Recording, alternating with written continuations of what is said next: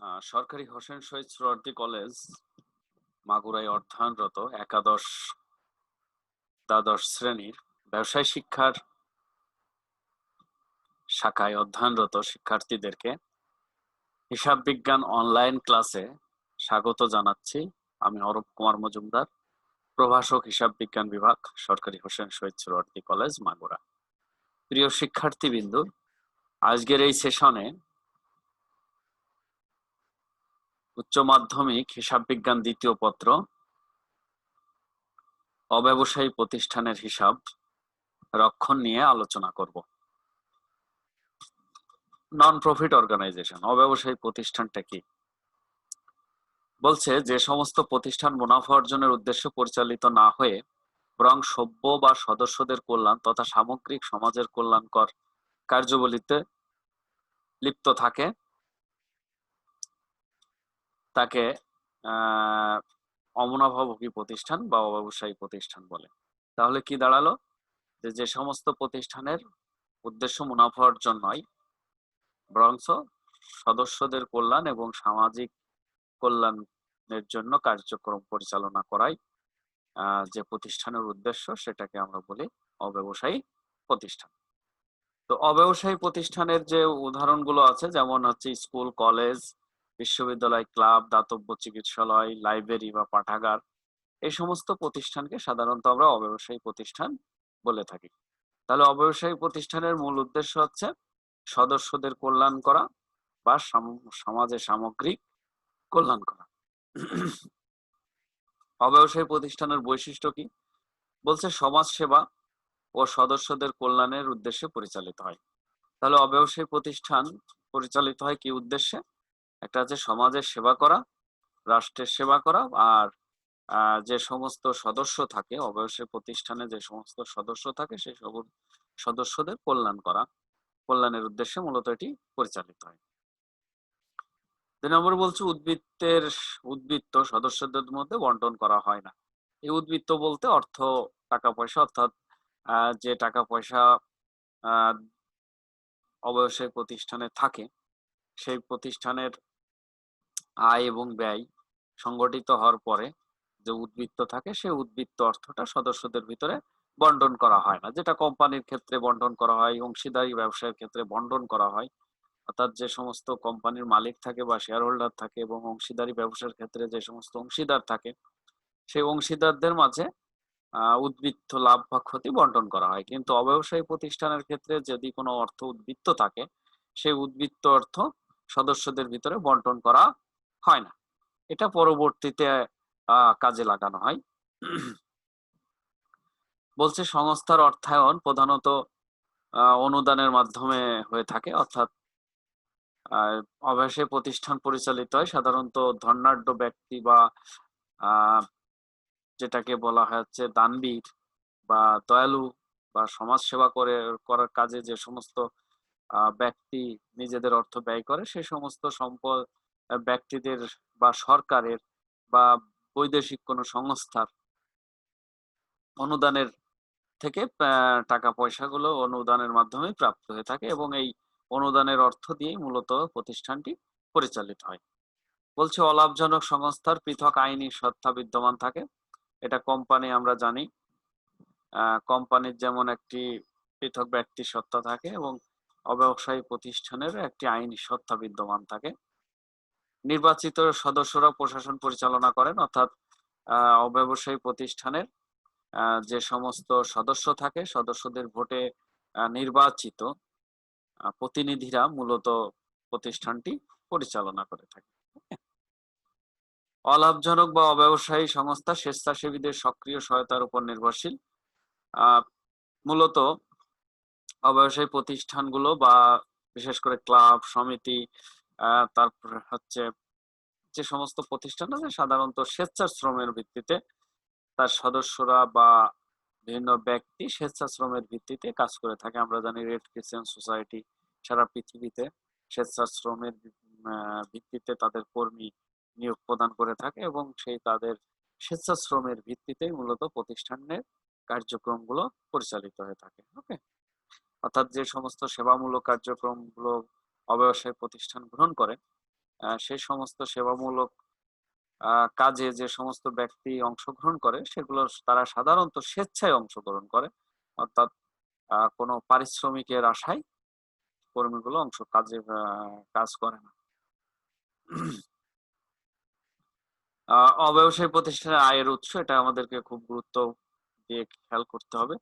অব্যবসায়ী প্রতিষ্ঠানের আয়ের উৎসের ভিতরে আছে সদস্যদের ভর্তি ফি, অর্থাৎ কোনো ক্লাব সমিতি, বিশেষ করে আমরা জানি দাতব্য চিকিৎসালয়, এগুলো সদস্যরা থাকে বিভিন্ন, এই সমস্ত প্রতিষ্ঠানের কিছু সদস্য থাকে, সেই সদস্য ভর্তির জন্য তাদেরকে ওই প্রতিষ্ঠানে সদস্য হতে হলে একটি অর্থ পরিশোধ করতে হয়। সেই ভর্তি ফিটা হচ্ছে অব্যবসায়ী প্রতিষ্ঠানের আয়ের উৎস। বলছে সামাজিক সদস্য চাঁদা, মাসিক মাসিক সদস্য চাঁদা।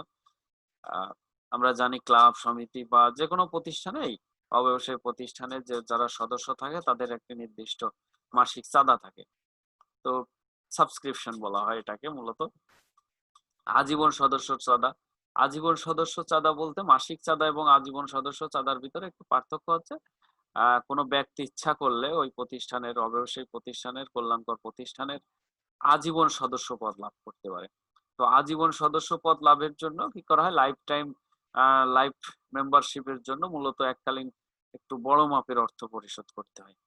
তো এই আজীবন সদস্যর মাধ্যমে মূলত আজীবন যে সদস্য পদ গ্রহণ করে যে সমস্ত ব্যক্তি এবং এর জন্য যে চাঁদা প্রদান করে, সেটাও অবশ্যই প্রতিষ্ঠানের আয়ের উৎস একটি, বা তহবিলের উৎস, ওকে, বা অর্থের উৎস। আচ্ছা, অনুদান। তো আমরা আগেই বলছিলাম অবশ্যই প্রতিষ্ঠান সাধারণত অনুদানের অর্থে পরিচালিত হয়।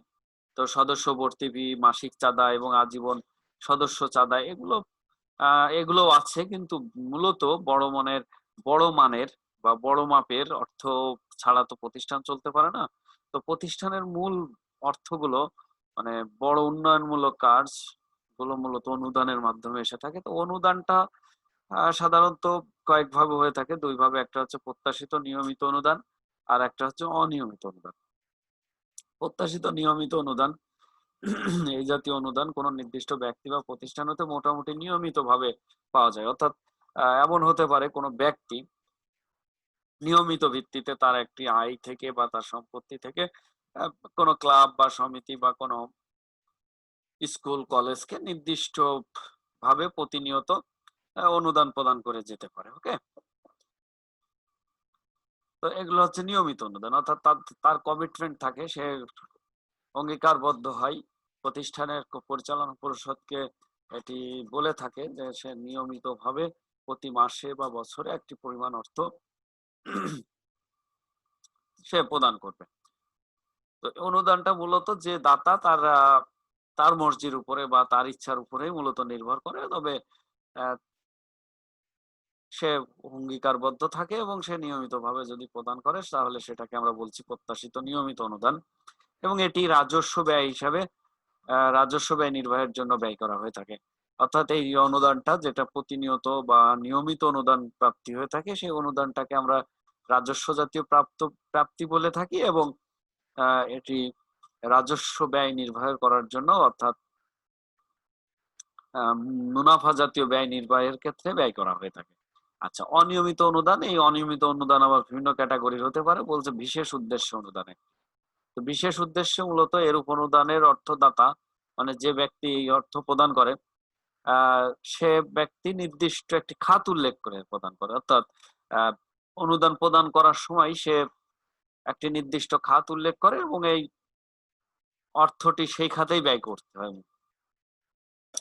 যেমন কোনো ব্যক্তি বলল যে ক্লাবে একটি পাঠাগার নির্মাণ করতে হবে এবং সেই পাঠাগার নির্মাণ করার জন্য যে টাকা প্রদান মানে প্রয়োজন হবে, সে ব্যক্তি যে কোনো একজন ব্যক্তি সে এই টাকাটা পরিশোধ করবে।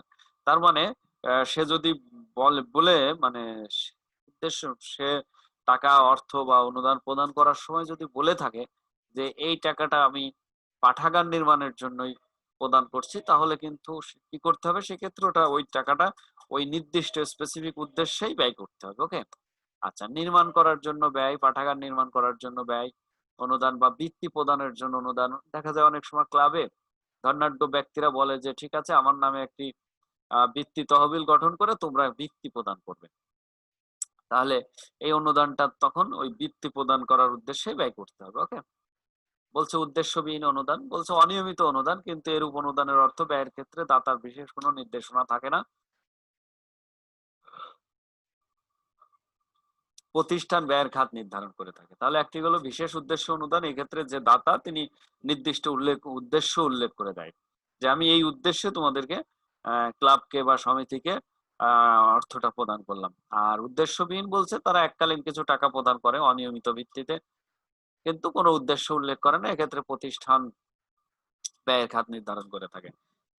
তবে সাধারণত রাজস্ব খাতে ব্যয় করে না, কারণ যেহেতু একটু অনিয়মিত অনুদান এবং এটি এককালীন বড় মাপের একটি অর্থ হয়ে থাকে, এই জন্য এটি সাধারণত একটি দীর্ঘমেয়াদী সম্পদের ক্ষেত্রে ব্যয় করা হয়ে থাকে। এই ধরনের অনুদান নিয়মিত পাওয়া যায় না এবং ব্যবহারের খাত সম্পর্কে স্পষ্ট করে কিছু বলা থাকে না। আচ্ছা, 3 নম্বরে বলছে উইলকৃত ধন দৌলত। উইলকৃত ধন দৌলত সাধারণত যেটা দেখা যায় সেটা হচ্ছে আহ যে সমস্ত ধনাঢ্য ব্যক্তি যাদের অনেক প্রচুর টাকা পয়সা আছে শেষ পর্যন্ত, বা তাদের যদি উত্তরাধিকার না থাকে এবং উত্তরাধিকার থাকলেও একটা অংশ দাতব্য প্রতিষ্ঠানে তারা মৃত্যুর পরে দাতব্য প্রতিষ্ঠানে দান করে দেয়। সেক্ষেত্রে তারা তাদের উইলটা এরকম হয়ে থাকে যে আমার মৃত্যুর পরে এই সম্পত্তির এত অংশ অমুক প্রতিষ্ঠান পাবে এবং অমুক কাজে ব্যয় করবে। তাহলে উইলকৃত ধন দৌলতটা মূলত হচ্ছে কোন ধনাঢ্য ব্যক্তি বা উদার মনের মানুষ মৃত্যুর পরে তার সম্পত্তির একটা অংশ দাতব্য প্রতিষ্ঠানে দান করে, এটাকে বলা হচ্ছে উইলকৃত ধন দৌলত। ওকে, আচ্ছা, বিনিয়োগ থেকে সুদ বা লভ্যাংশ, এটি আমরা জানি এটা ব্যবসায়ী প্রতিষ্ঠানে ওই আইটি হয়ে সংগঠিত হয়ে থাকে। সেটা হচ্ছে যে অব্যবহৃত বা কোনো সময় দীর্ঘমেয়াদী প্রতিষ্ঠান পরিচালনা করার পরেও যে সম্পদটা, যে নগদ অর্থটা প্রতিষ্ঠানে থেকে থাকে, উদ্বৃত্ত থাকে, সেটা সাধারণত দীর্ঘমেয়াদী কোনো প্রতিষ্ঠানে বিনিয়োগ করা হয়ে থাকে, বিনিয়োগ করা থাকে, সেটা শেয়ার হতে পারে, ব্যাংকে স্থায়ী আমানত হতে পারে, সেখান থেকে সুদ বা লভ্যাংশ যেটা পাওয়া যায় সেটাও হচ্ছে তোমার অব্যবসায়ী প্রতিষ্ঠানের আয় হিসাবে গণ্য করা হয়। ওকে, আচ্ছা, এছাড়া মুনাফাভোগী বা অব্যবসায়ী প্রতিষ্ঠানে আরো কিছু আয়ের উৎস আছে, সেগুলো হচ্ছে বিভিন্ন অনুষ্ঠানে পরিবেশ ফি বা টিকিট বিক্রয় লব্ধ অর্থ। অনেক সময় আমরা দেখতে পারি যে ক্লাব বা সমিতি কনসার্টের আয়োজন করে বিভিন্ন শিল্পী এনে, ঠিক আছে, তাহলে সেই সমস্ত অনুষ্ঠানে বা সেই সমস্ত কনসার্টে প্রবেশ ফির জন্য যে টিকিট বিক্রি করা হয় সেটাও একটি আয়ের উৎস। আবার অনেক সময় দেখা যায় যে ক্লাবগুলো একটি টুর্নামেন্টের আয়োজন করে, খেলার টুর্নামেন্ট আয়োজন করে, লিগ আয়োজন করে, সে সমস্ত খেলাধুলায় যারা প্রবেশ ফি অর্থাৎ খেলা উপভোগ করার জন্য যারা টিকিট কেটে খেলা দেখতে যায়, সেখান থেকে একটি আয়ের উৎস হয়। অনেক সময় তারা দেখা যায় যে তারা বিভিন্ন সময় ফিল্ম ফেস্টিভ্যালের আয়োজন করে, ফিল্ম ফেস্টিভ্যালের আয়োজনের মাধ্যমে টিকিট বিক্রি করা হয় এবং সেই টিকিট বিক্রয় লব্ধ অর্থ আয় হিসাবে গণ্য করা হয়। বলছে চারণ ভূমির খাজনা বলতে দেখা যায় যে ক্লাবের বা সমিতির অনেক যে তাদের যে প্রিমিসেস থাকে, প্রাঙ্গণ থাকে, সেই প্রাঙ্গণে দেখা যায় অনেক সময় ঘাস থাকে এবং সেই ঘাসে গবাদি পশু চারণ করতে পারে, সেখান থেকে একটি আয় হয়ে থাকে। লকার ভাড়া, তারপরে হচ্ছে অকেজ পুরাতন জিনিসপত্র বিক্রয় লব্ধ অর্থ, খাদ্য সম্ভার ও পানি বিক্রয়। ক্লাব সমিতির সাধারণত দেখা যায় তাদের নিজস্ব একটা রেস্টুরেন্ট থাকতে পারে, সেই রেস্টুরেন্টে খাদ্য সামগ্রী বিক্রয়, পানীয় বিক্রয় করেও একটি অর্থ পেতে পারে। বলছে পুরাতন সম্পত্তি বিক্রয় লব্ধ অর্থ। ঠিক একইভাবে অমুনাফাভোগী প্রতিষ্ঠানের ব্যয়ের খাত সমূহ কি হতে পারে। অমুনাফাভোগী প্রতিষ্ঠানের ব্যয় খাতটাকে আমরা দুই ভাগে ভাগ করতে পারি, একটা হচ্ছে মূলধন জাতীয় ব্যয় আর একটি হচ্ছে মুনাফা জাতীয় ব্যয় আর একটি হচ্ছে মুনাফা জাতীয় ব্যয়। তো মূলধন জাতীয় ব্যয় বলতে আমরা যা বুঝি সেটা হচ্ছে যে ব্যয়ের ফলাফল বা যে ব্যয়ের ফলে আহ, যে ব্যয় সংগঠিত হওয়ার পরে তার সুবিধা দীর্ঘমেয়াদী ভোগ করে প্রতিষ্ঠান, সেটাকে আমরা মূলত মূলধন জাতীয় ব্যয় বলে থাকি। যেরকম আসবাবপত্র ক্রয়, খেলাধুলার সরঞ্জাম ক্রয়, লাইব্রেরির বই ক্রয়, বৈদ্যুতিক সংস্থাপন ব্যয়, ভূমি উন্নয়ন, বিনিয়োগ, তারপর হচ্ছে যে কোনো ধরনের স্থায়ী সম্পত্তি ক্রয়। অর্থাৎ এক কথায় আমরা বলতে পারি মূলধন জাতীয় ব্যয়ের ফলে মূলত স্থায়ী সম্পত্তি অর্জিত হয়। এবং মূলধন জাতীয় ব্যয় বলতে আমরা বুঝি যে ব্যয় সংঘটিত হওয়ার ফলে প্রতিষ্ঠানটি এর ফলাফল এখান থেকে দীর্ঘমেয়াদী সুবিধা গ্রহণ করতে পারে। ঠিক আছে, যে ব্যয়ের ফলাফলটা দীর্ঘমেয়াদী হয় সেই ব্যয়কে আমরা মূলত মূলধন জাতীয় ব্যয় বলে থাকি। এরপরে বলছে মুনাফা জাতীয় ব্যয়।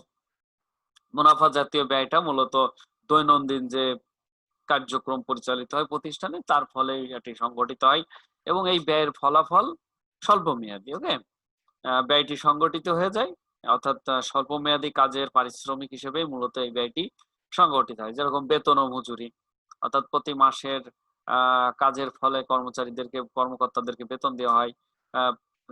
কোনো একটি কাজ করার জন্য, কোনো একটি উদ্দেশ্য কাজ করানোর জন্য মূলত শ্রমিকদের মজুরি দেওয়া হয়।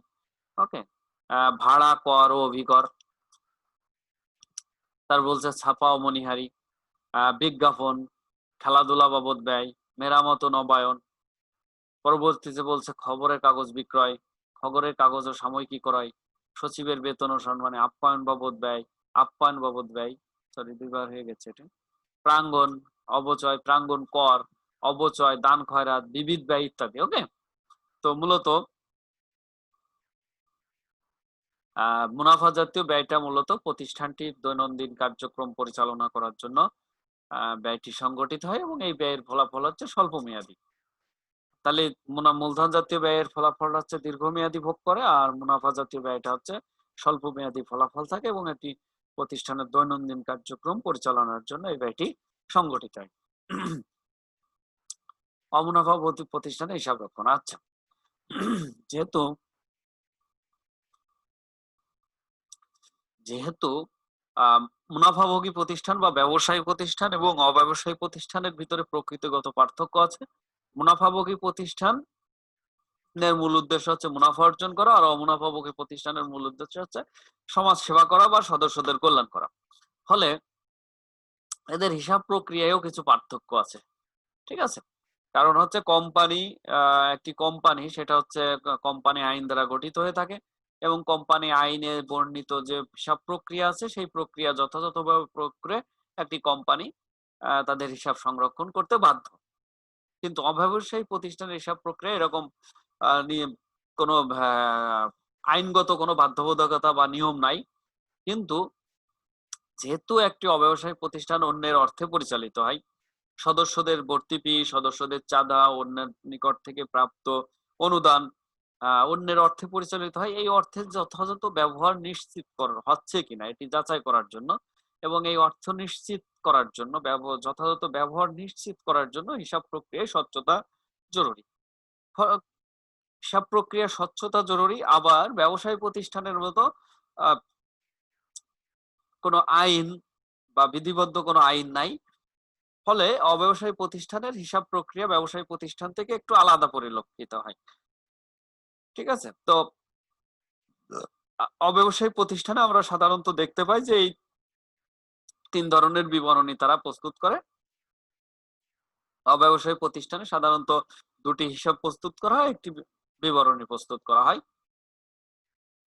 অব্যবসায়ী প্রতিষ্ঠানে দুটি হিসাব প্রস্তুত করা হয়, দুটি হিসাবের ভেতরে একটি হচ্ছে প্রাপ্তি ও প্রদান হিসাব, আর একটি হচ্ছে আয় ব্যয় হিসাব। এটি হচ্ছে বছরের সারা বছর ধরে প্রাপ্তি ও প্রদান হিসাবটা সংরক্ষণ করা হয় এবং বছর শেষে at the end of the year বছরের শেষে আয় ব্যয় হিসাব এবং উদ্বৃত্তপত্র প্রস্তুত করা হয়। তাহলে কি দাঁড়ালো, অব্যবসায়ী প্রতিষ্ঠান হচ্ছে সারা বছর ধরে প্রাপ্তি ও প্রদান হিসাব প্রস্তুত করে, অর্থাৎ সারা বছর ধরে তার নগদ এবং নগদ টাকার যে সমস্ত লেনদেন সংগঠিত হয় সেই নগদ লেনদেন গুলো নিয়ে প্রাপ্তি ও প্রদান হিসাব সংরক্ষণ করে। এটি হচ্ছে ব্যবসায়ী প্রতিষ্ঠানের নগদান হিসাবের অনুরূপ।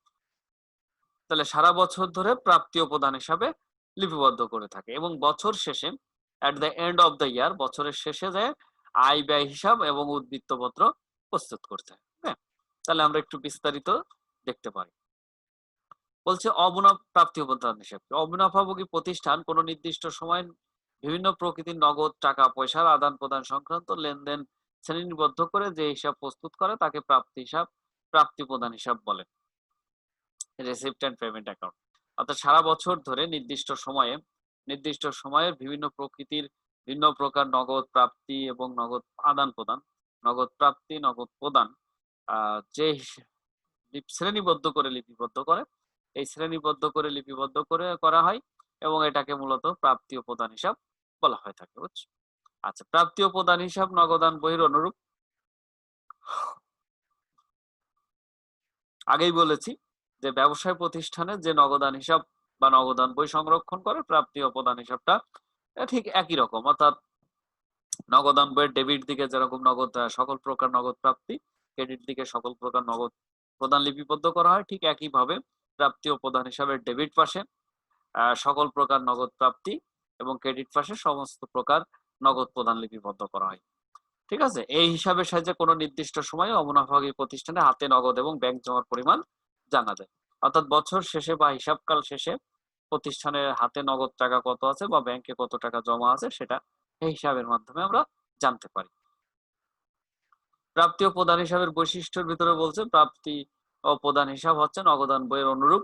নগদান বইয়ের মতো এর ডেবিট দিকে সকল প্রকার নগদ প্রাপ্তিগুলো বসে এবং ক্রেডিট দিকে সকল নগদ প্রদানগুলো বসে। 2 নম্বরে বলছে এটি বছরের শুরুতে নগদ ও ব্যাংক জমার পরিমাণ দিয়ে শুরু করা হয় এবং বছর শেষে নগদ ও ব্যাংক জমার পরিমাণ দিয়ে শেষ হয়।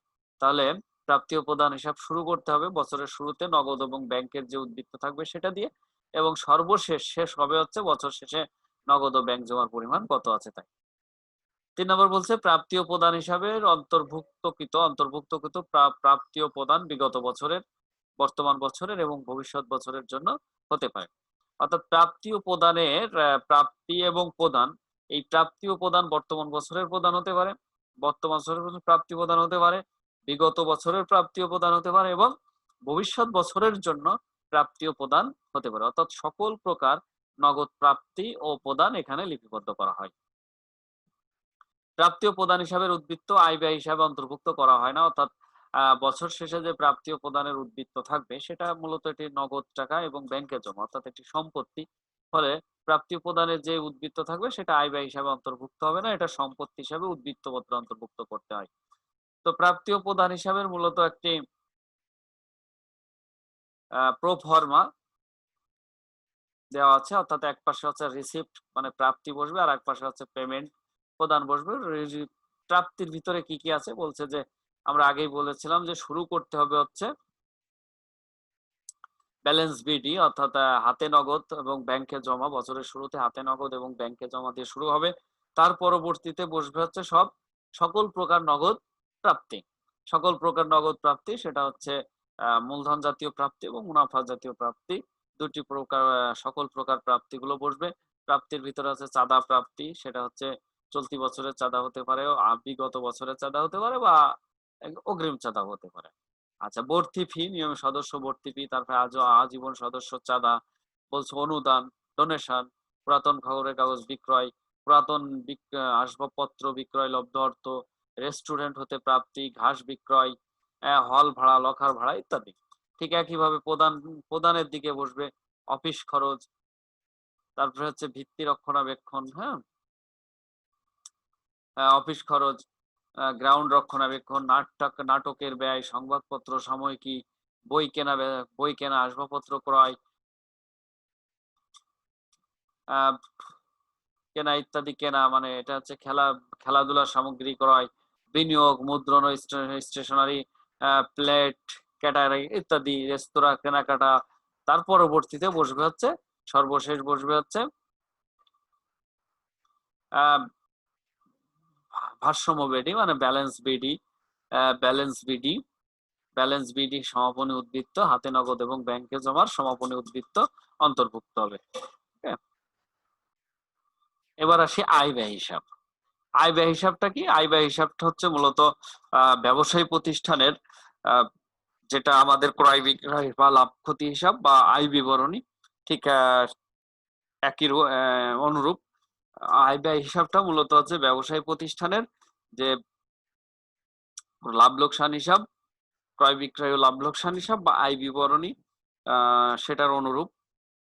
অর্থাৎ এক্ষেত্রে ডেবিট পাশে হচ্ছে তো মুনাফা জাতীয় খরচ সমূহ অন্তর্ভুক্ত করা হয় এবং ক্রেডিট পাশে হচ্ছে মুনাফা জাতীয় আয় সমূহ অন্তর্ভুক্ত করা হয়। ওকে, তাহলে আয় ব্যয় হিসাবটি হচ্ছে আয় লাভ লোকসান হিসাবের অনুরূপ ভাবে প্রস্তুত করা হয়। আয় ব্যয় হিসাবের দুটি দিক থাকবে, একটা হচ্ছে ডেবিট দিক, একটা হচ্ছে ক্রেডিট দিক। আয় ব্যয় হিসাবের ডেবিট দিকে হচ্ছে মুনাফা জাতীয় খরচ অন্তর্ভুক্ত করা হবে এবং ক্রেডিট দিকে মুনাফা জাতীয় আয় অন্তর্ভুক্ত করা হবে। কিন্তু এখানে একটু পার্থক্য আছে, সেটা হচ্ছে আমরা ব্যবসায়ী প্রতিষ্ঠানে লাভ ক্ষতি হিসাবে যে উদ্বৃত্ত থাকে তাকে আমরা নিট লাভ বা নিট ক্ষতি বলে থাকি, কিন্তু অব্যবসায়ী প্রতিষ্ঠানে আয় ব্যয়ের যে উদ্বৃত্ত থাকবে সেটাকে আমরা নিট লাভ বা নিট ক্ষতি না বলে আয় অতিরিক্ত যদি ডেবিট দিকের যোগফল কম হয়, অর্থাৎ ক্রেডিট দিকের যোগফল যদি বেশি হয়, তাহলে সেটাকে আমরা বলি হচ্ছে ব্যয় অতিরিক্ত আয়। আর যদি ডেবিট দিকের যোগফল বেশি হয়, ক্রেডিট দিকের যোগফল যদি কম হয়, তখন সেটাকে আমরা বলি ব্যয় অতিরিক্ত আয় অতিরিক্ত ব্যয়। তাহলে কি দাঁড়াচ্ছে, ক্রেডিট পাশটা যদি বেশি হয়, বড় হয়, ডেবিটের চেয়ে যদি ক্রেডিট বড় হয়, তাহলে আমরা বলি হচ্ছে ব্যয় অতিরিক্ত আয়। আর যদি ডেবিট বড় হয়, ক্রেডিট ছোট হয়, তাহলে আমরা বলি হচ্ছে আয় অতিরিক্ত ব্যয়। ওকে, এক্ষেত্রে আমরা নিট লাভ বা নিট ক্ষতি নামে অভিহিত করি না। আচ্ছা, আয় ব্যয় হিসাবের বৈশিষ্ট্য বলছে এটি মুনাফা জাতীয় হিসাব। এটি একটি মুনাফা জাতীয় হিসাব যা আর্থিক বছর শেষে প্রতিষ্ঠানের উদ্বৃত্ত আয় বা ঘাটতি নির্ধারণ করার জন্য প্রস্তুত করা হয়। বলছে এটি নির্দিষ্ট সময়ের আয় অর্জন করতে যে ব্যয় হয় তা মিল করে এই হিসাব তৈরি করা হয়। ওকে, বলছে যে এটি মূলত ব্যবসায়ী প্রতিষ্ঠানের যে গ্যাপ জেনারেলি অ্যাকসেপ্টেড প্রিন্সিপালের যে মিলকরণ নীতি অনুসারে প্রস্তুত করা হয়। বলছে নগদ ও অনগদ উভয় দফা সমূহকে হিসাবে বিবেচনায় আনতে হয়। অর্থাৎ আমরা ধরে নিই যে বছরে বেতনের পরিমাণ 12,000 টাকা, কিন্তু নগদে আমরা প্রদান করছি 10,000 টাকা, 2,000 বাকি আছে। কিন্তু তাহলেও মূলত এখানে অন্তর্ভুক্ত করতে হবে সারা বছরের যে প্রকৃত খরচ 12,000 টাকা, সেটাই অন্তর্ভুক্ত করতে হবে অ্যাক্রুয়াল বেসিসে। অর্থাৎ এখানে নগদ এবং অনগদ উভয় দফা সমূহ অন্তর্ভুক্ত করতে হবে। অর্থাৎ মুনাফা জাতীয় খরচ এবং মুনাফা জাতীয় আয়ের ক্ষেত্রে নগদ প্রাপ্তি বা বকেয়া বা অগ্রিম এখানে বিবেচনায় আনতে হবে। বলছে এই হিসাব সকল মূলধন জাতীয় আয় ব্যয় বর্জিত। মূলধন জাতীয় কোনো প্রাপ্তি বা প্রদান এই হিসাবে অন্তর্ভুক্ত করা হয় না। এই হিসাবে কেবলমাত্র বর্তমান বছরের আয় এবং ব্যয়গুলোকে বিবেচনা করতে হয়। আচ্ছা, একটি দেওয়া আছে, বলছে সচিবের ফি খরচের দিকে আসবে তাহলে আয় ব্যয় হিসাবে ডেবিট পাশে আসবে হচ্ছে খরচ, ক্রেডিট পাশে আসবে হচ্ছে আয়। তাহলে এ পাশে বসবে খরচ, এ পাশে বসবে হচ্ছে আয়। আচ্ছা, খরচের ভিতরে কি কি আছে, বেতন, সচিবের ফি, সম্মান ইত্যাদি, নাটক ব্যয়, মুদ্রণ ও স্টেশনারি, প্রিন্টিং, হ্যাঁ, স্টেশনারি, মনিহারি, নিরীক্ষা ফি, ঘর ভাড়া, ডাক ও টেলিগ্রাম, মেরামত ও পুনর্বীকরণ, বোর্ড ও ডাক ও তার, বিদ্যুৎ ও জল, হ্যাঁ, সংবাদপত্র, সাময়িকী, পানীয় খরচ, গ্রাউন্ডের রক্ষণাবেক্ষণ, গ্রাউন্ডের ম্যানস বেতন, অর্থাৎ গ্রাউন্ডের যে সমস্ত মানুষ দেখাশোনা করে, মালির বেতন, সভ্য ব্যয়, ভ্রমণকালীন খরচ, বিনোদন, টুর্নামেন্ট ব্যয়, কর, ট্যাক্স এবং রেটস অ্যান্ড ট্যাক্সেস, কর, সুদ, দান, রেস্তোরাঁর ক্ষতি, সম্পদের উপর অবমূল্যায়ন, দ্যাট মিনস অপচয়। তারপরে যেটা থাকবে সেটা হচ্ছে ব্যয়ের চেয়ে আয়ের অতিরিক্ত। ব্যয় আয়ের অতিরিক্ত, মানে ব্যয় অতিরিক্ত আয়। ওকে, আচ্ছা, আয়ের পাশে থাকবে মূলত হচ্ছে চাঁদা, সদস্যদের মাসিক চাঁদা বা বাৎসরিক চাঁদা, ভর্তি খরচ, বিনিয়োগের উপর সুদ, নাটক টিকিট বিক্রয়, হল ভাড়া, লকার ভাড়া, অনুদান ও সাবস্ক্রিপশন, হ্যাঁ, বেতন, তারপর হচ্ছে বিলিয়ার্ড টেবিলের জন্য যেগুলো ক্রয় করা হয়, বক্তৃতার অগ্রগতি, ঠিক আছে। আচ্ছা, রেস্তোরাঁতে লাভ, সাময়িক বিজ্ঞাপন, কার্ড রুম প্রাপ্তি, হ্যাঁ, তারপরে হচ্ছে ঘাস বিক্রয়, সফট ড্রিঙ্কস বিক্রয়, জার্নি রসিদ, স্টেশনারি চার্জ, বর্জ্য বিক্রয় ইত্যাদি। ওকে, অর্থাৎ আমরা বলতে পারি যে আয় ব্যয় হিসাবে মূলত ক্রেডিট পাশে আমরা সকল প্রকার আয় লিপিবদ্ধ করব এবং ডেবিট পাশে সকল প্রকার খরচ লিপিবদ্ধ করব এবং এই আয় প্রতিষ্ঠানের প্রকৃতি ভেদে আয় এবং খরচের প্রকৃতিও পার্থক্য হবে। ওকে, এরপরে বলছে ব্যালেন্স শিট বা উদ্বৃত্ত অর্থ। বলছে কারবারের প্রতিষ্ঠানের ন্যায় প্রতিষ্ঠানের অব্যবসায়ী প্রতিষ্ঠানের সম্পদ ও দায় সম্মুখে যথাক্রমে ডান ও বাম পাশে লিখে অমুনাফা প্রতিষ্ঠানের উদ্বৃত্তপত্র প্রস্তুত করা হয়। তাহলে যেহেতু ব্যবসায়ী প্রতিষ্ঠানে যেমন সম্পত্তি ও দায় সমূহ নিয়ে একটি তালিকা তৈরি করা হয়, ঠিক এক্ষেত্রেও সম্পত্তি এবং দায় সমূহ দুই পাশে লিখে লিপিবদ্ধ করে একটি তালিকা তৈরি করা হয়। এই তালিকাটাকেই বলছে সম্পদ এবং দায়ের তালিকাটাকে আমরা বলছি উদ্বৃত্তপত্র। আচ্ছা, বলছে অমুনাফাভোগী প্রতিষ্ঠানের মূলধন তহবিল বা সাধারণ তহবিল উদ্বৃত্তপত্রের দায়ের দিকে দেখানো হয়। আচ্ছা, ব্যবসায়ী প্রতিষ্ঠানে যেটা মূলধন থাকে ঠিক অব্যবসায়ী প্রতিষ্ঠানে সেটাকে বলা হচ্ছে মূলধন তহবিল। এটি হচ্ছে দায়ের পাশে লিপিবদ্ধ করতে হয়। ওকে, প্রারম্ভিক সম্পত্তি হতে প্রারম্ভিক বাদ দিয়ে মূলধন তহবিল নির্ণয় করতে হয়। তাহলে এই মূলধন তহবিলটা কিভাবে নির্ণয় করব আমরা অঙ্ক করার সময়? প্রারম্ভিক বছরের শুরুর সম্পদ হতে বছরের শুরুর দায় আমরা বাদ দিব। প্রারম্ভিক সম্পদ হতে প্রারম্ভিক দায় বাদ দিলে প্রারম্ভিক মূলধন তহবিল পাওয়া যাবে। আয় ব্যয় হিসাবের আয় অতিরিক্ত ব্যয় মূলধন তহবিল হতে বিয়োগ এবং ব্যয় অতিরিক্ত আয় মূলধন তহবিল হতে সাথে যোগ করতে হবে। আচ্ছা, বলছে আমরা যে আয় ব্যয় হিসাব প্রস্তুত করব, আয় ব্যয় হিসাব প্রস্তুত করার পরে ওখানে যে ফলাফল হবে আয় ব্যয় হিসাবের যে ফলাফল দাঁড়াবে, অর্থাৎ যদি ব্যয় অতিরিক্ত আয় হয় তাহলে মূলধন তহবিলের সাথে যোগ হবে, আর যদি আয় অতিরিক্ত ব্যয় হয়, ব্যয়ের পরিমাণ যদি বেশি হয়ে যায় তাহলে মূলধন তহবিল থেকে বাদ দিয়ে দেখাতে হবে। ওকে, বলছে প্রাপ্তি ও প্রদান হিসাবের মূলধন জাতীয় প্রাপ্তি সম্পদ পাশে এবং মূলধন জাতীয় প্রদান সম্পত্তি পাশে দেখাতে হবে। আচ্ছা, বলছে প্রাপ্তি ও প্রদান হিসাবের থেকে তো মূলত মুনাফা জাতীয় প্রাপ্তি ও মুনাফা জাতীয় প্রদান নিয়ে আমরা আয় ব্যয় হিসাব প্রস্তুত করব। আর যে মূলধন জাতীয় প্রাপ্তি এবং মূলধন জাতীয় প্রদান থাকবে, এই মূলধন জাতীয় প্রাপ্তিটাকে আমরা দায় হিসাবে লিপিবদ্ধ করব এবং মূলধন জাতীয় প্রদানটাকে সম্পদ হিসাবে লিপিবদ্ধ করব। তাহলে ক্লিয়ার হলো যে প্রাপ্তি ও প্রদান হিসাবে দুই ধরনের মূলধন জাতীয় প্রাপ্তি, মুনাফা জাতীয় প্রাপ্তি থাকে। মূলধন জাতীয় প্রদান, মুনাফা জাতীয় প্রদান থাকে। তাহলে প্রাপ্তি ও প্রদান হিসাবের মুনাফা জাতীয় প্রাপ্তি এবং প্রদানকে চলে যাবে হচ্ছে আয় ব্যয় হিসাবে আর মুনাফা জাতীয়, আর মূলধন জাতীয় প্রাপ্তি ও প্রদান চলে আসবে হচ্ছে উদ্বৃত্ত পথে।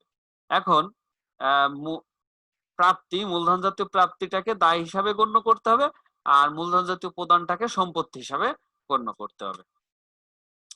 বলছে কোন বিশেষ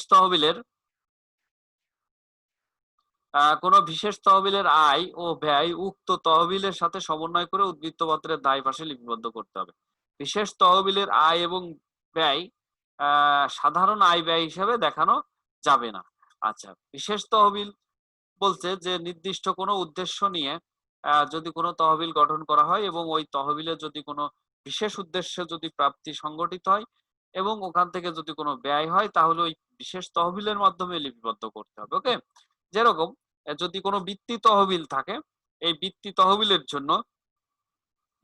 তহবিলে যদি কোনো অর্থ অনুদান পাওয়া যায় তাহলে বৃত্তি তহবিলের সাথে যোগ করতে হবে, প্রারম্ভিক উদ্বৃত্তের সাথে যোগ করতে হবে। নতুন করে এই বছরে যদি কোনো বৃত্তি প্রদান করা হয় বা ব্যয় হয় এই তহবিল থেকে তাহলে বিয়োগ করে দেখাতে হবে। অর্থাৎ এই যে বিশেষ তহবিলের প্রাপ্তি এবং বিশেষ তহবিল হতে প্রদান, এটি জেনারেল আয় ব্যয় হিসাবে দেখানো যাবে না।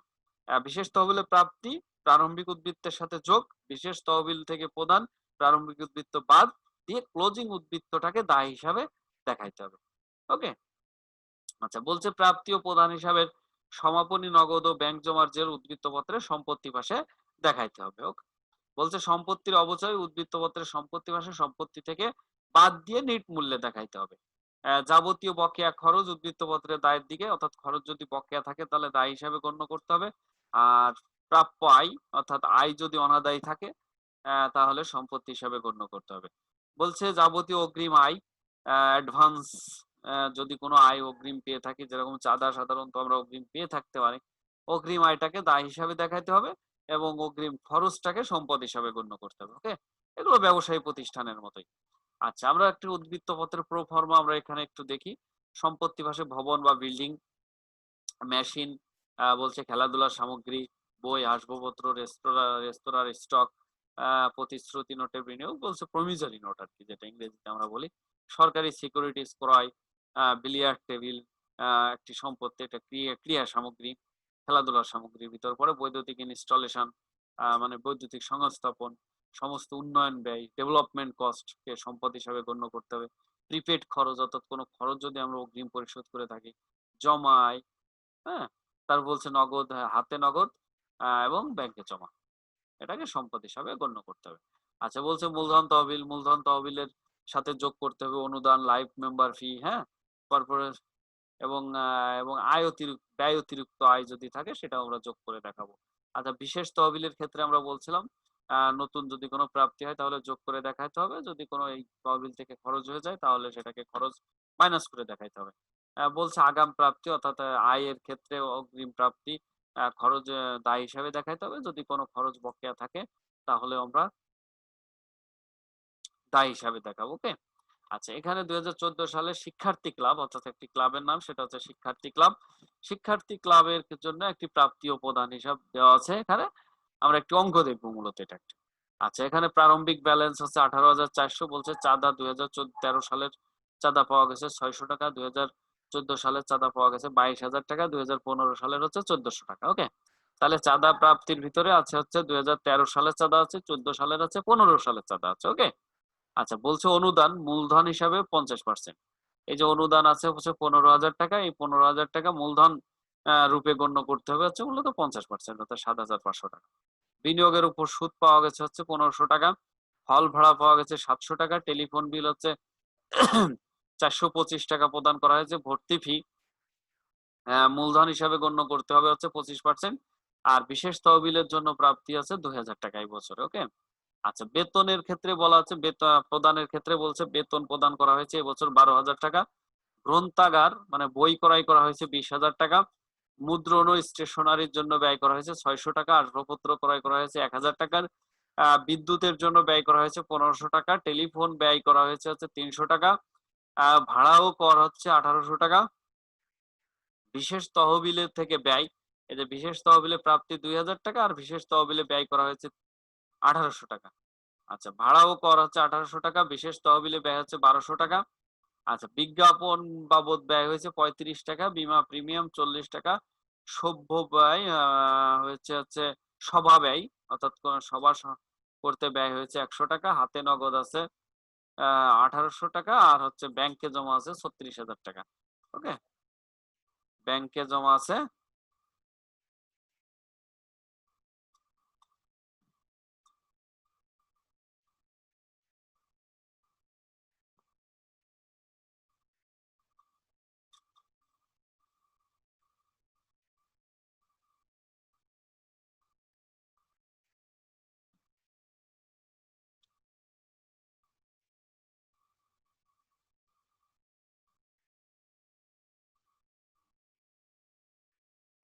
ব্যাংকে জমা আছে 26,000 টাকা। তাহলে এটা হচ্ছে মূলত প্রাপ্তি ও প্রদান হিসাব। এই যে শিক্ষার্থী ক্লাব বা স্টুডেন্টস ক্লাব, হ্যাঁ? আচ্ছা, বলছে অতিরিক্ত তথ্যের ভিতরে কিছু বলা আছে। অতিরিক্ত তথ্যের ভিতরে বলছে বেতন অন্তর্ভুক্ত। বেতনে অন্তর্ভুক্ত আছে 2013 সালের জন্য হচ্ছে 1500 টাকা এবং 15 সালের জন্য 2,000 টাকা। ঠিক আছে? অর্থাৎ বেতনে যে 12,000 টাকা, এই 12,000 টাকার ভিতরে 2013 সালের জন্য প্রদান, অর্থাৎ 13 সালে বকেয়া ছিল 1500 টাকা, সেটা এবছর প্রদান করা হয়েছে এবং 15 সালের জন্য অগ্রিম প্রদান করা হয়েছে 2,000 টাকা। বলছে 31 ডিসেম্বর 2014 তে, একটু ভুল হলো, 31 ডিসেম্বর 2013, অর্থাৎ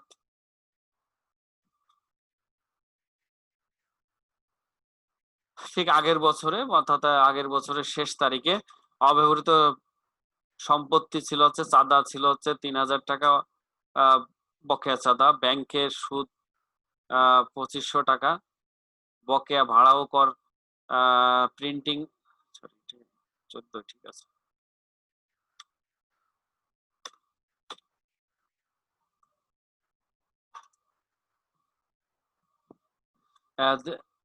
অব্যবহৃত সম্পত্তি, অর্থাৎ চাঁদা বকেয়া আছে হচ্ছে 300 টাকা, 3,000 টাকা। ব্যাংকের সুদ পাওনা আছে হচ্ছে 125 টাকা।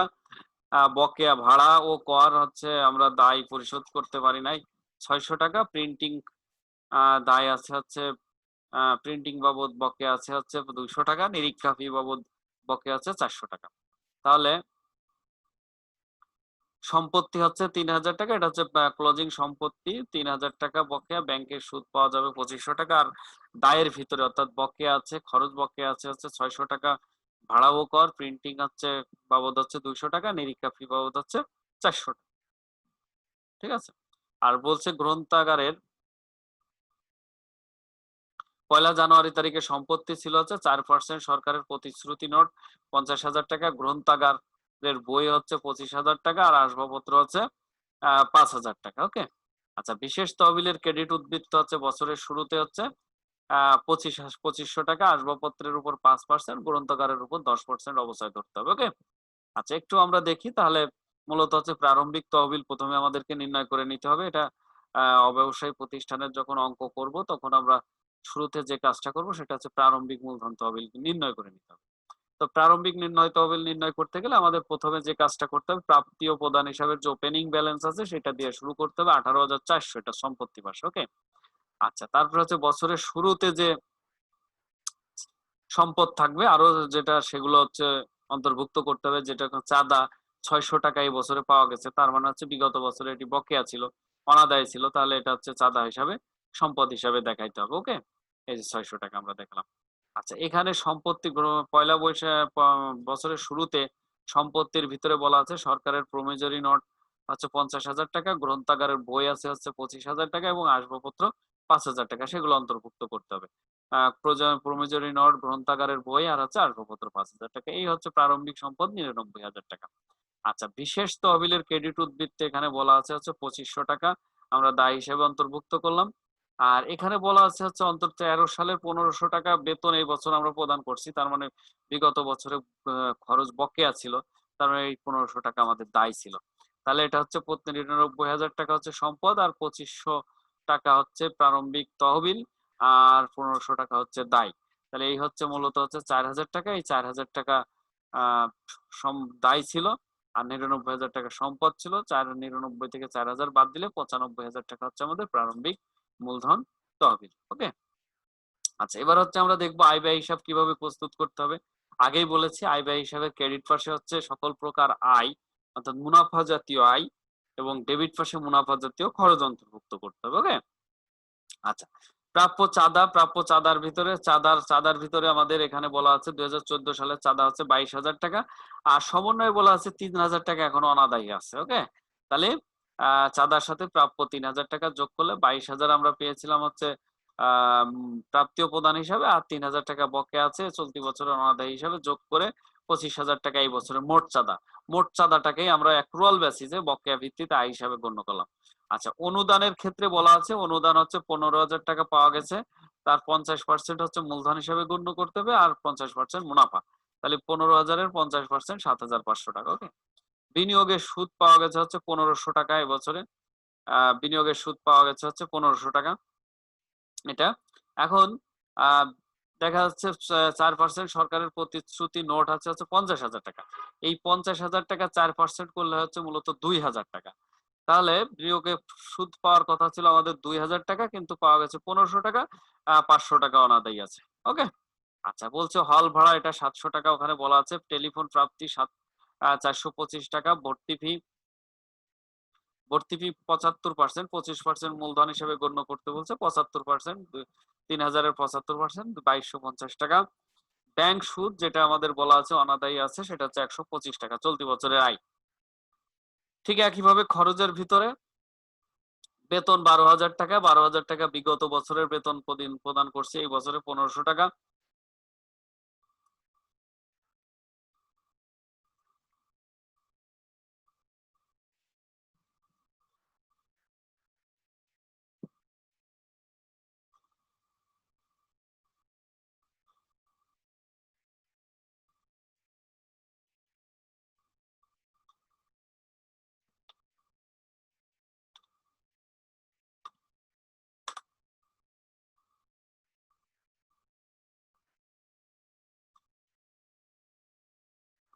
ওকে। বেতন বিগত বছরের 1,500 টাকা এই বছরে পরিশোধ করা হয়েছে, কিন্তু মূলত এটা হচ্ছে বিগত বছরের খরচ, এই জন্য আমরা বিয়োগ করে দেখালাম। এবং প্রিপেইড পরবর্তী বছরের জন্য 2000 টাকা বলা আছে, সেটাও আমরা বিয়োগ করে দেখালাম 2000 টাকা। তাহলে এই বছরের প্রকৃত বেতন বাবদ প্রদান করা হলো হচ্ছে এই বছরের খরচ হচ্ছে 8500 টাকা, সেটা আমরা খরচ হিসাবে গণ্য করবো এই বছরের। আচ্ছা, মুদ্রণ ও স্টেশনারির বলছে 6000 টাকা এবং প্রদেয় 600 টাকা, প্রদেয় আছে 200 টাকা, সমন্বয় বলা ছিল, মোট হচ্ছে 800 টাকা। আচ্ছা, বিদ্যুৎ ব্যয় হচ্ছে 150 টাকা, টেলিফোন ব্যয় 300 টাকা, ভাড়া ও কর হচ্ছে 1800 টাকা, বকেয়া আছে হচ্ছে 600 টাকা, মোট হচ্ছে 2400 টাকা। আচ্ছা, বিজ্ঞাপন ব্যয় 35 টাকা, বীমা প্রিমিয়াম 40 টাকা, সভা ব্যয় হচ্ছে 100 টাকা, নিরীক্ষা ফি হচ্ছে 400 টাকা, আসবাবপত্রের উপর হ্রাস বা আসবাবপত্রের অবচয় ডিপ্রিসিয়েশন 2500 টাকা, যেটা হচ্ছে 5000 এর 5% 250 টাকা। আর পুস্তকের উপরে হচ্ছে 10%, 25,000 এর উপরে 10% 2500 টাকা অপচয়। এরপরে ডেবিট ক্রেডিট পাস 38,000 যোগফল, সেখান থেকে এই 2500 টাকা পর্যন্ত বাদ দিলে যেটা থাকে 22,525 টাকা, এটা হচ্ছে আয় ব্যয় অতিরিক্ত আয়। ওকে, ঠিক একইভাবে উদ্বৃত্তপত্র আমরা প্রস্তুত করব। উদ্বৃত্তপত্র প্রস্তুত করার সময় আমাদের খেয়াল রাখতে হবে সম্পত্তি পাশ সে সম্পদ হিসাবে লিপিবদ্ধ করতে হবে এবং দায়ের পাশে দায়গুলো মূলধন তহবিল এবং দায় লিপিবদ্ধ করতে হবে। আচ্ছা, হাতে নগদ এটা প্রাপ্তি ও প্রদান হিসাব থেকে আমরা অন্তর্ভুক্ত নিয়ে আসব। প্রাপ্তি ও প্রদান হিসাবে হাতে নগদ আছে 1800 টাকা, ব্যাংক জমা আছে 26,000 টাকা। তাহলে এটা আমরা প্রাপ্তি ও প্রদান হিসাবে থেকে হাতে নগদ 1800 টাকা, 2600 টাকা ব্যাংক জমা, ব্যাংকে নগদ হচ্ছে 2600 টাকা, 26,000 টাকা এবং যোগ হবে হচ্ছে মূলত এর সুদ। ব্যাংকে জমার উপর 125 টাকা সুদ, যেটা আমরা আয় হিসাবে গণ্য করলাম, এখনো বকেয়া আছে, যে এই সুদটা আমরা ওখানে যোগ করে দিব। ওকে, আচ্ছা, 26,125 টাকা হলো। বলছে অনাদায়ী চাঁদা 3000 টাকা চাঁদা অনাদায়ী আছে, এটাকে অনাদায়ী আয়টাকে আমরা সম্পদ হিসাবে গণ্য করি। অনাদায়ী চাঁদা, এরপরে হচ্ছে অগ্রিম বেতন, অগ্রিম বেতনটা হচ্ছে সম্পদ। চলতি বছরে বিগত বা আগামী বছরের জন্য 2000 টাকা বেতন অগ্রিম প্রদান করা হয়েছে, অগ্রিম খরচ হচ্ছে সম্পদ, সেটা অন্তর্ভুক্ত করলাম। বিনিয়োগের প্রাপ্য সুদ 500 টাকা সুদ প্রাপ্য রয়েছে, সেটা আমরা সম্পদ হিসাবে গণ্য করলাম। সরকারি প্রমিজরি নোট, যেটা বছরের শুরুতেই ছিল 50,000 টাকা, সেটা বছরের শেষেও থাকবে। আচ্ছা, গ্রন্থাগারের বই 25,000 টাকা, এর থেকে অবচয় আমরা বাদ দিব, বাদ অবচয় 2500 টাকা, তাহলে 27,500 টাকা, এবং নতুন ক্রয় করছে 20,000 টাকা। এই 20,000 টাকা আছে প্রাপ্তি ও প্রদান হিসাবে, সেটা এখানে নিয়ে আসলাম আমরা 42,500 টাকা। আসবাবপত্রের ক্ষেত্রে বলা হচ্ছে ওপেনিং ছিল হচ্ছে 5,000 টাকা, অবচয় হচ্ছে 250 টাকা, বাদ দিব 4750 টাকা এবং যোগ করব হচ্ছে নতুন যেটা ক্রয় করা হয়েছে 1,000 টাকা, এটা প্রাপ্তি ও প্রদান হিসাবে আছে। এই হচ্ছে গেল আমাদের 5,750 টাকা আসবাবপত্র, এবং এগুলো সব যোগ করলে হলো হচ্ছে 1,31,675 টাকা। ওকে, আচ্ছা, এরপরে বলছে দায় মূলধন এবং মূলধন তহবিল এবং দায়ের ভিতরে আসবে অনুপার্জিত চাঁদা, যেটা হচ্ছে 1400 টাকা। হ্যাঁ, আচ্ছা, ভাড়া ও কর,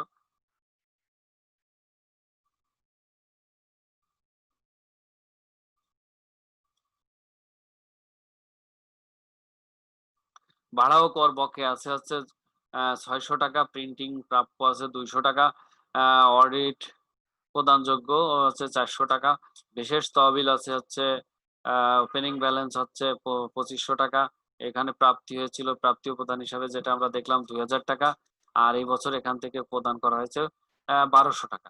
এই বাদ দিলে যেটা থাকে বর্তমান বিশেষ তহবিলের ক্লোজিং উদ্বৃত্ত এটা। এরপরে প্রারম্ভিক মূলধন তহবিলের হচ্ছে 95,000 টাকা, যেটা আমরা নির্ণয় করছি। ব্যয় অতিরিক্ত আয়, এটা হচ্ছে আয় ব্যয় হিসাবে ছিল 22,525 টাকা, অনুদানের হচ্ছে 50% 7,500 টাকা এবং ভর্তি ফির হচ্ছে 25% 750 টাকা। এগুলো সব যোগ করলে 1,25,775 টাকা, এবং এগুলো সব যোগ করলে যেটা হলো সেটা হচ্ছে 1,31,675 টাকা। তো এক্ষেত্রে উদ্বৃত্ত পত্র দুই পাশ আমাদের সমান হতে হবে। তো ধন্যবাদ সবাইকে, এই হচ্ছে আজকের জন্য ছিল। তা তোমরা মূলত তোমাদের যে রেফারেন্স বুক আছে সেগুলো দেখে সৃজনশীলের আলোকে তোমরা বাসায় প্রস্তুতি নাও, এবং কোথাও বেঁধে গেলে এই ভিডিওটা বারবার একটু দেখে নিও। ওকে, আবারও তোমাদেরকে ধন্যবাদ। তোমাদেরকে ধন্যবাদ দিয়েই আজকের মতো অধিবেশন শেষ করছি। ধন্যবাদ সবাইকে।